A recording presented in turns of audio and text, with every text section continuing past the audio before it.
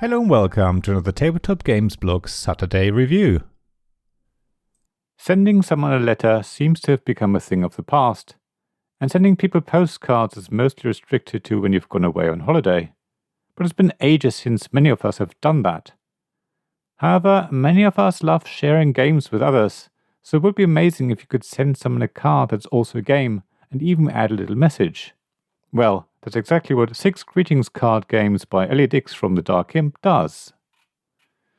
If you followed the blog for a while, you probably know that I love small box games, be they min-tins or wallet games.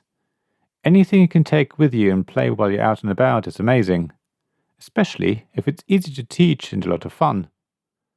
The Dark Imp's latest Kickstarter ticks all the boxes for me and actually takes the idea a step further. Sure, greeting cards games are bigger than wallet games, but you don't actually take them with you.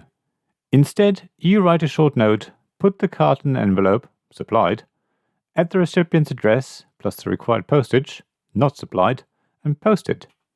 The recipient will receive one of the 6 different games and will have a great time. There's a wide choice of games, so there should be something for pretty much anyone. They're all aimed at the family, so they're pretty easy to learn, light games, and they're all competitive, except one. All of the games require a little bit of cutting out, and a couple of games require some extra bits, like a sheet of paper or a timer, but everything else is printed on the cards, including the rules. So within a few minutes you should be ready to play your game. There is a cooperative legacy game, a programming game, a worker placement game, an action selection game, and many more. Except for the cooperative game, which can be played solo, 2 of the games require at least 2 players, while the other 3 require the 3 players at the minimum. As I say, there's a wide range of options, so you should be able to find the right game for your friends and family.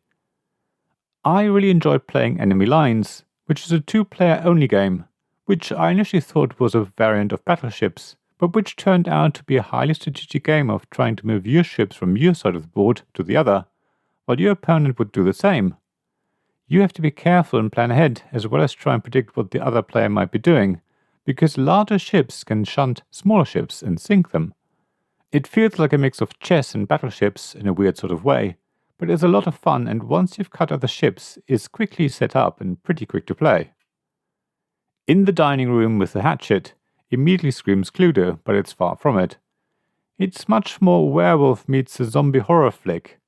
Basically, players choose a weapon to kill other players with. Each weapon has a certain way of attacking, some having a farther reach than others, but none being a certain way of winning. It also doesn't help that killed players continue playing as ghosts. Whoever comes out of this game alive is the winner.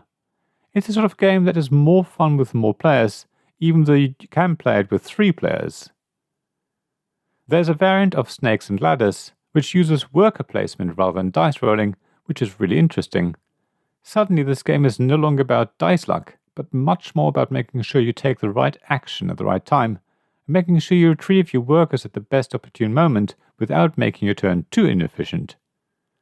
The collection of 6 games also includes Splinter, a resource management, paper cutting party game for 3 to 8 players, Guess How, a cooperative legacy game for 1 to 4 players, and Another Life, an economic action selection game for 2 to 4 players.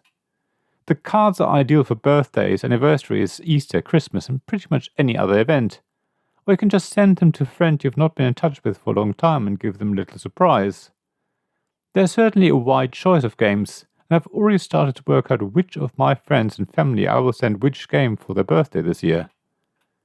The Dark Imp is known for creating great games that appeal to the whole family, irrespective of the age or experience of modern board games, and 6 Greetings cards games is no different. It's nice to be able to send your friends a game for a change, rather than adding to your own collection. Mind you, there's no reason why you couldn't buy 2 packs and keep one for yourself. I mean, there's nothing stopping you. Thank you for listening to this Tabletop Games Blog Saturday Review podcast. Please check the description below for links mentioned in this episode, as well as to the written version of this article on the blog. If you enjoyed this episode, please subscribe, give us some stars, or leave a review. Please also tell your friends about me, and if you want to offer financial support, check out my Patreon and Ko-fi pages, links to which you'll find in the blog at tabletopgamesblog.com. So thank you again for listening, and I hope to see you again soon. This podcast was made possible by the generous help of my Patreon supporters. Royal Patrons Nicholas Higgins and Sean Newman. Magic Champion Zeb Hicks. Castle Guards David Miller and James Naylor. Dice Masters Alex Bardi, Paul Grogan and Robin Kay. And Shining Lights Gavin Jones, Sarah Reed, Richard Simpson and Tim Vernick.